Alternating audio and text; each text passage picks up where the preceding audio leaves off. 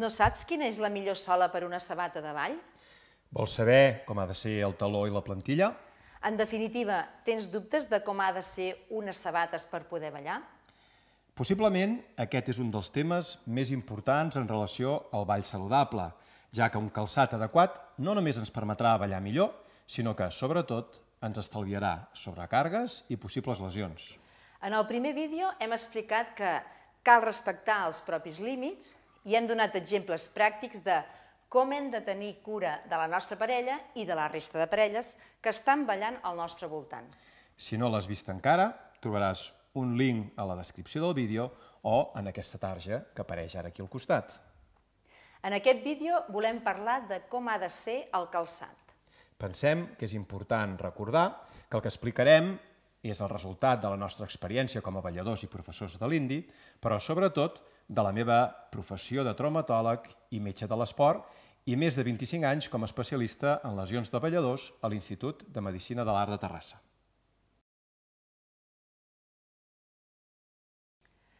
En primer lloc, cal tenir present la comoditat.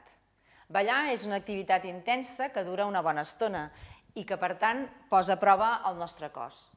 Tot i que estem d'acord en que l'estètica de les sabates és important, pensem que cal deixar-la en segon terme i prioritzar la salut i la comoditat. És important que les sabates no vagin estretes.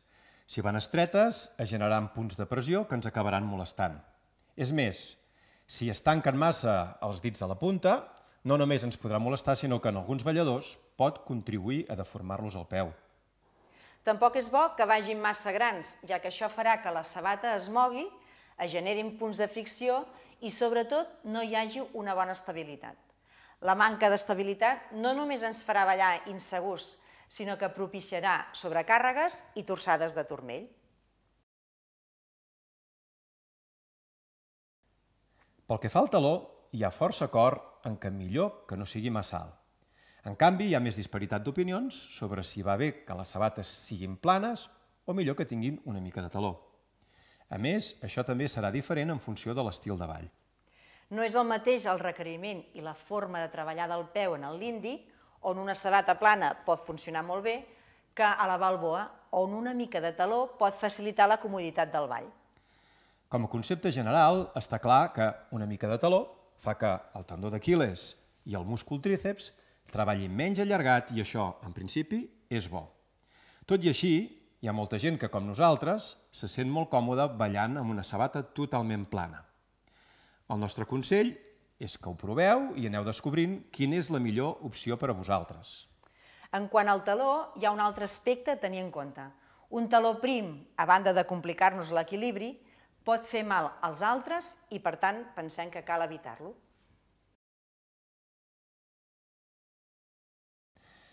L'adherència de la sola és, sens dubte, el punt més important. L'objectiu és evitar que una sola massa adherent faci que el peu quedi retingut al girar, cosa que ens carregaria els genolls. Però tampoc ens convé una sola que rellisqui massa, cosa que ens farà ballar amb tensió. Disposem de diferents opcions, cada una amb els seus avantatges i inconvenients. Les soles de pell són les que menys s'adhereixen al terra. Això va bé pels que els agrada relliscar quan ballen o quan has de ballar en terres que rellisquen molt poc. Però hi ha balladors en què la sola de pell els fa relliscar massa, sobretot quan és molt nova, i això els genera sensació d'inseguretat i els carrega la musculatura de les cames. Una altra opció és la sola de pell girada o camussa. Es tracta d'una làmina que pots adherir a qualsevol sabata i anar canviant a mesura que es fa malbé. Aquest tipus de sola té una adherència més uniforme en les diferents superfícies. Té l'inconvenient que si es balla en terres bruts, de pols o humits, la sola absorbeix aquestes substàncies i canvia la seva adherència. Per això cal anar-les netejant de tant en tant o canviar la sola. La poca resistència del material les fa totalment inadequades per ballar a l'exterior. Pensem que les més versàtils són les de goma dura. Són les que nosaltres fem servir més habitualment. Es pot trobar en tendes esportives. Cal tenir per això present que la majoria de calçat esportiu té la sola de goma tova, per evitar relliscades i esmortir els impactes. Aquest tipus de sola no és adequat per a ballar, ja que serà massa adherent, ens dificultarà els girs i fàcilment ens carregaran els genolls. Les de sola de goma dura normalment es poden trobar a l'apartat de marxa esportiva o nòrdica. La seva polivalència permet que, quan vas a ballar a un lloc on desconeixes com serà el terra, no faci falta endur-te 3 sabates diferents. Igual com hem dit amb el tema del taló, amb la sola també us aconsellem que aneu provant fins a trobar quines van millor al tipus de terra, a la modalitat de ball i a la manera de ballar de cadascú. No hi ha una solució que vagi bé a tothom i no heu de tenir mandra a experimentar. Trobar una sabata que us faciliti el ball és extremament important i val la pena la inversió. Si pel motiu que sigui vas a un ball i les teves sabates s'adhereixen massa, una solució és posar talc a la sola. Però, al nostre entendre, aquesta hauria de ser una decisió consensuada amb la resta de balladors.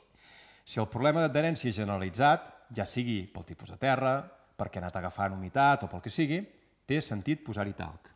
Però si és un problema exclusivament de les teves sabates, posar talc serà una bona solució per a tu, però un problema per als altres, ja que tu aniràs escampant el talc per la pista i l'altra gent acabarà relliscant massa.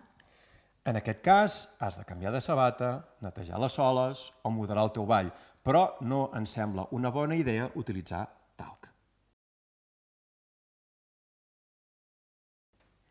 En quant a la plantilla, atenent que es tracta d'un ball on hi ha salts, és important que aquesta tingui una bona capacitat d'esmorteir els impactes, sobretot a nivell del taló. Hi ha sabates i sabatilles que ja en porten una de bona, però si no és així, cal afegir-n'hi una o treure la que porti la sabata i posar-hi la nova. En pots trobar a les ortopèdies o a les tendes d'esport. També hi ha l'opció de posar una talonera de silicona. La pots trobar a les farmàcies, les ortopèdies i les tendes d'esport. La talonera de silicona té diverses funcions. A banda d'esmorteir els impactes, també ens aixeca una mica el taló i relaxa el tendó d'Aquil·les i els músculs del panxell.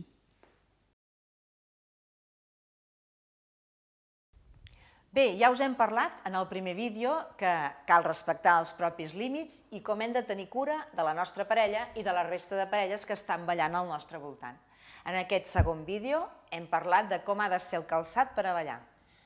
En el proper vídeo us parlarem de quines coses podem fer per preparar-nos abans de ballar i recuperar-nos després del ball. Això ens estalviarà dolors i molèsties i reduirà les possibilitats de patir lesions. Us donarem rutines clares i demostracions de cadascun dels exercicis per tal que ho pugueu aplicar si ho trobeu interessant.